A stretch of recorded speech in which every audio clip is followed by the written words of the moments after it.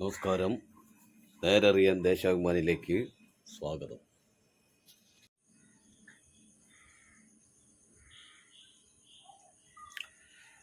Deshabhimani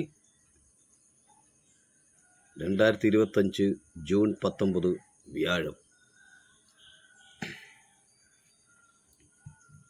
RSS ബാന്ധവം കോൺഗ്രസിനെന്ന് മുഖ്യമന്ത്രി. RSSുമായി ഇന്നലെയും ഇന്നും നാളെയും യോജിപ്പില്ല.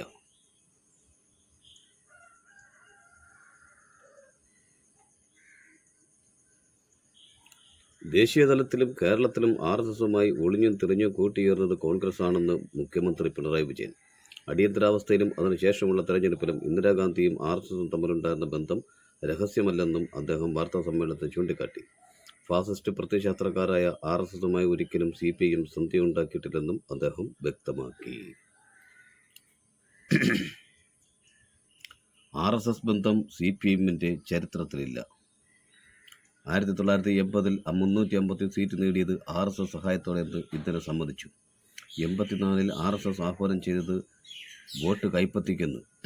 ഇന്ദിരാഗാന്ധി ദേവറസുമായി ചർച്ചയ്ക്കായി പറഞ്ഞയച്ചത് രാജീവിന്. RSS തലവന്റെ ചിത്രത്തിന് മുന്നിൽ തലകുനിച്ചത് ആരെന്ന് നാടിനറിയാം. RSSുമായി CPIM ഒരു ഘട്ടത്തിലും കൂട്ടിയേർന്നിട്ടില്ലെന്നും സംസ്ഥാന സെക്രട്ടറി MP ഗോവിന്ദൻ. ഇക്കാര്യം ഉന്നയിച്ചുള്ള കള്ളപ്രചാരണം നടത്തുന്ന UDFിലും ചില മാധ്യമങ്ങളും ജമാഅത്തെ ഇസ്ലാമിയുടെ വാദങ്ങളോട് മുന്നോട്ട് വയ്ക്കുന്നത്. അടിയന്തരാവസ്ഥയ്ക്കെതിരെ 1977 വലിയ കൂട്ടായ്മ രാജ്യത്ത് ഉയർന്നു. അങ്ങനെയാണ് ജനതാ പാർട്ടിയുടെ രൂപീകരണം. അതിൽ വ്യത്യസ്ത ധാരകളിൽപ്പെട്ടവരുണ്ടായിരുന്നു. ഞങ്ങളുടെ ബന്ധം സോഷ്യലിസ്റ്റ് ആശയങ്ങൾ ഉയർത്തിപ്പിടിച്ച ജനതാ പാർട്ടിയുമായിരുന്നു. ആളിക്കത്തിക്കാൻ US കീഴടങ്ങില്ലെന്ന് ഇറാൻ. ഇറാനിലെ ഇസ്ഫഹാൻ പ്രവിശ്യയിൽ ഇറാൻ വ്യോമസേന വെടിവെച്ചിട്ട ഇസ്രയേൽ ഡ്രോണിന്റെ അവശിഷ്ടങ്ങൾ.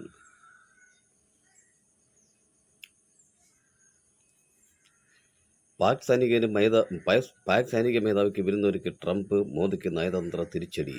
G7 ഉച്ചകോടിക്കിടെ മോദിയുമായുള്ള കൂടിക്കാഴ്ച ഒഴിവാക്കിയാണ് വൈറ്റ് ഹൗസിൽ തിരിച്ചെത്തി ട്രംപ് പാക് മേധാവിയെ കണ്ടത്.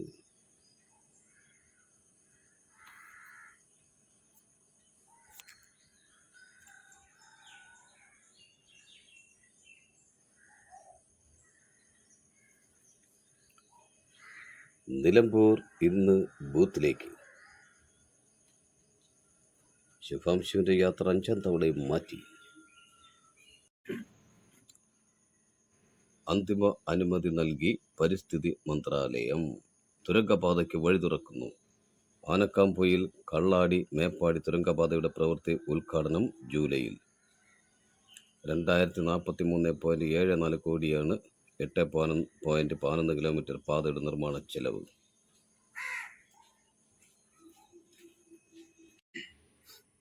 ജനസംഘവുമായി കൈകോർത്തത് കോൺഗ്രസ്. കേരളത്തിൽ RSSും ജനസംഘവുമായി എക്കാലത്തും ഒളിഞ്ഞും തെളിഞ്ഞും ബന്ധമുണ്ടാക്കിയത് കോൺഗ്രസ് ആണെന്ന് മുഖ്യമന്ത്രി പിണറായി വിജയൻ വാർത്താ സമ്മേളനത്തിൽ പറഞ്ഞു. RSSുകാരും മുൻ ജനസംഘക്കാരും അടങ്ങുന്ന അവശിഷ്ട ജനതാ പാർട്ടിയുമായി 1980-ലെ തെരഞ്ഞെടുപ്പിൽ കോൺഗ്രസും മുസ്ലിം ലീഗും അടങ്ങുന്ന UDF സഖ്യമുണ്ടാക്കി. കാസർഗോഡ് പാർലമെന്റ് തെരഞ്ഞെടുപ്പിൽ ആ മുന്നണിയുടെ സംയുക്ത സ്ഥാനാർത്ഥിയായ ജനസംഘം നേതാവ് O രാജഗോപാലായിരുന്നു. രാജ്ഭവനെ RSS അജണ്ട നടപ്പിലാക്കുന്ന സ്ഥലമാക്കരുത്. രാജ്ഭവനെ RSS അജണ്ട നടപ്പിലാക്കുന്ന സ്ഥലമാക്കി മാറ്റാൻ പാടില്ലെന്ന് മുഖ്യമന്ത്രി പിണറായി വിജയൻ വാർത്താ സമ്മേളനത്തിൽ പറഞ്ഞു. രാജ്ഭവനെ കാവ്യവൽക്കരിക്കരുത് MP ഗോവിന്ദൻ. UDFിന്റെ മതധ്രുവീകരണ നീക്കം ജനങ്ങൾ തിരസ്കരിക്കും. സ്ഥാനാർത്ഥി പ്രഖ്യാപനം മുതൽ LDFിന് മേൽക്കൈ. SUCI സമരവേദിയിലും കോൺഗ്രസ് BJP നേതാക്കൾ ഒന്നിച്ച്. എന്തൊരു ഒത്തൊരുമൈ! അതെ, ഇവരാണ് ഒത്തൊരുമൈക്കാര്. UDF നുണപ്രചാരണം. നിലമ്പൂരിലെ പൊള്ളൽ മറയ്ക്കാൻ BJP UDF ബന്ധത്തിന് തെളിവുകൾ മുന്നിലുള്ളപ്പോഴാണ് ഇല്ലാത്ത CPIM RSS ബന്ധം UDF ആരോപിക്കുന്നത്. 7 ജില്ലയിൽ ഇന്ന് മഞ്ഞ അലർട്ട്. ദേശാഭിമാനി എഡിറ്റോറിയൽ. നിലമ്പൂർ വിധിയെഴുതും മറ്റൊരു തുടക്കത്തിനായി. 3 ആഴ്ച മാത്രം നീണ്ട പ്രചാരണത്തിനൊടുവിൽ നിലമ്പൂർ ഇന്ന് ബൂത്തിലേക്ക് നീങ്ങുകയാണ്. രാഷ്ട്രീയ വഞ്ചനയെ തുടർന്ന് അടിച്ചേൽപ്പിക്കപ്പെട്ട തെരഞ്ഞെടുപ്പാണെങ്കിലും വോട്ടെടുപ്പിന്റെ ഫലം രാഷ്ട്രീയ കേരളത്തിന്റെ ഭാവി സംബന്ധിച്ച് വ്യക്തമായ ദിശാസൂചകമാകുമെന്നതിൽ തർക്കമില്ല. എന്നും മതനിരപേക്ഷ രാഷ്ട്രീയം ഉയർത്തിപ്പിടിച്ചിട്ടുള്ള ജനതയാണ് നിലമ്പൂരിലേത്. ചർച്ചകൾ വഴി തിരിക്കാതിരിക്കാൻ ആദ്യ അവസാനം ചില ശ്രമങ്ങളുണ്ടായെങ്കിലും മണ്ഡലത്തിൽ സജീവമായി നിന്നത് ജനങ്ങളുടെ ജീവിതത്തെ ബാധിക്കുന്ന രാഷ്ട്രീയം തന്നെയായിരുന്നു.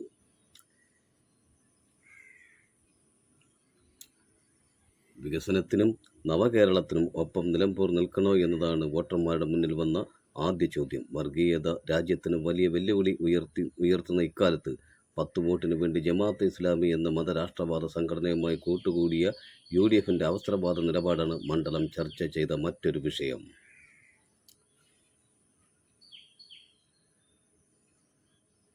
നിലമ്പൂരിന്റെ തെരഞ്ഞെടുപ്പ് ചരിത്രവും ഉപതെരഞ്ഞെടുപ്പ് ചരിത്രവും LDFന് അനുകൂലമാണെന്നതും വോട്ടർമാരുടെ മുന്നിലുണ്ട്. 1965 രൂപീകരണം മുതൽ 7 തവണ ഇടതുപക്ഷത്തെ നിയമസഭയിലേക്ക് അയച്ച മണ്ഡലമാണ് നിലമ്പൂർ.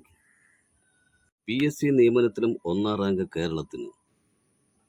M. ഗംഗാധരക്കുറുപ്പ്. മിക്കവാറും ലിസ്റ്റുകളിൽ പകുതിയിൽ താഴെ റാങ്ക് ഉള്ളവർക്ക് നിയമനം ലഭിക്കാൻ സാധ്യതയില്ലെന്ന് ഉദ്യോഗാർത്ഥികൾക്കെല്ലാം അറിയാം.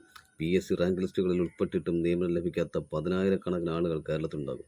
ഏതെങ്കിലും തരത്തിലുള്ള പക്ഷപാതിത്വമോ വിവേചനമോ മൂലമാണ് തങ്ങൾക്ക് ജോലി ലഭിക്കാതിരുന്നതെന്ന് അവർക്കാർക്കും പരാതി ഉണ്ടാകാനിടയില്ല. റിപ്പോർട്ട് ചെയ്യപ്പെടുന്ന ഒഴിവുകൾക്ക് അനുസരിച്ച് മാത്രമേ നിയമനം ലഭിക്കൂ എന്നും റാങ്ക് ലിസ്റ്റുള്ളവർക്ക് പ്രത്യേകം പറയുന്നുണ്ട്. കുഴിയില്ല വായനക്കാലം. വലിയ ജന്മി കുടുംബങ്ങളിലോ കൊട്ടാരങ്ങളിലോ സാധാരണ മനുഷ്യർക്ക് പ്രാപ്യമല്ലാത്ത ഇടങ്ങളിലോ ഉണ്ടായിരുന്ന പുസ്തക ശേഖരങ്ങളെ ജനകീയവൽക്കരിക്കുക എന്ന പ്രക്രിയയായിരുന്നു നമ്മുടെ ഗ്രന്ഥശാലകൾ ചെയ്തത്. ദേശീയ പ്രസ്ഥാനത്തിൻ്റെ സാമൂഹ്യ നവീകരണ പ്രസ്ഥാനത്തിൻ്റെ ഭാഗമായാണ് ഇന്ത്യയിൽ, പ്രത്യേകിച്ച് കേരളത്തിൽ, വായന വളരാൻ തുടങ്ങിയത്. വിദ്യാർത്ഥികൾ ബങ്കറിൽ കഴിയുന്നത് വെള്ളവും വെളിച്ചവുമില്ലാതെ. ആശങ്ക പങ്കുവച്ച് കാശ്മീരി വിദ്യാർത്ഥികളുടെ കുടുംബാംഗങ്ങൾ. US നീക്കം പശ്ചിമേഷ്യയെ യുദ്ധത്തിലേക്ക് തള്ളിവിടും. CPM. കടന്നുകയറ്റം അവസാനിപ്പിച്ച് നയതന്ത്രത്തിലേക്ക് മടങ്ങാൻ അന്താരാഷ്ട്ര സമൂഹം US-നും ഇസ്രയേലിനും മേൽ സമ്മർദ്ദം ചെലുത്തണം. സമാധാന ശ്രമവുമായി റഷ്യ. പശ്ചിമേഷ്യയിലെ കലുഷമായ അന്തരീക്ഷം കൂടുതൽ രൂക്ഷമാക്കുന്നതാകും അമേരിക്കയുടെ ഇടപെടലെന്ന് റഷ്യയുടെ മുന്നറിയിപ്പ്. ഷെൽട്ടറുകളിൽ നിന്ന് പാലസ്തീൻകാരെ ആട്ടിയോടിച്ച് ഇസ്രയേൽ. ഇസ്രയേലിൽ നിന്നും 400 പേരെ EU ഒഴിപ്പിച്ചു. ഇറാനുമായി ചർച്ചയ്ക്ക് യൂറോപ്പ് തയ്യാറാണെന്ന് ജർമ്മനി. ഇന്ത്യക്കാർക്ക് ആവശ്യമെങ്കിൽ രാജ്യം വിടാമെന്ന് ഇസ്രയേൽ. ചർച്ചയില്ല, ആക്രമണം തുടരും. കമൽഹാസൻ എതിരില്ലാതെ രാജ്യസഭയിൽ. മോദിയെ വീണ്ടും തള്ളി. ഇന്ത്യ പാക് യുദ്ധം നിർത്തിച്ചതാണ് താനെന്ന് ട്രംപ്. ദുരിതാശ്വാസം. വയനാടിന് 0, ഹിമാചലിന് 2006 കോടി, ഉത്തരാഖണ്ഡിന് 1505 കോടി.